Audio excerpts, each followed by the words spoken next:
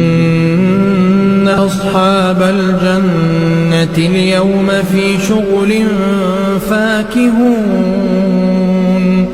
هم وأزواجهم في ظلال على الأرائك متكئون لهم فيها فاكهة ولهم ما يدعون سلام قولا من رب رحيم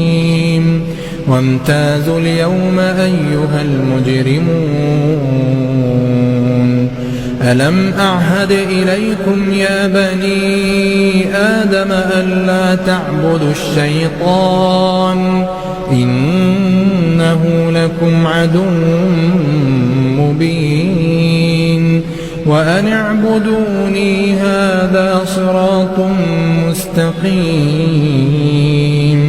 ولقد أضل منكم جبلا كثيرا أفلم تكونوا تعقلون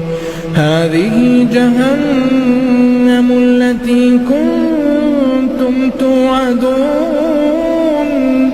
اصلوها اليوم بما كنتم تكفرون اليوم نختم على أفواههم وتكلمنا أيديهم وتشهد أرجلهم بما كانوا يكسبون ولو نشاء لطمسنا على أعينهم فاستبقوا الصراط فأنى يبصرون ولو نشاء لمسخناهم على مكانتهم فما استطاعوا مضيا ولا يرجعون ومن نعمره ننكسه في الخلق أفلا يعقلون وما علمناه الشعر وما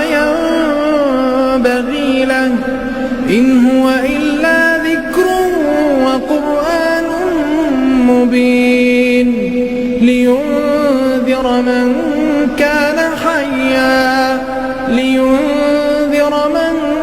كان حيا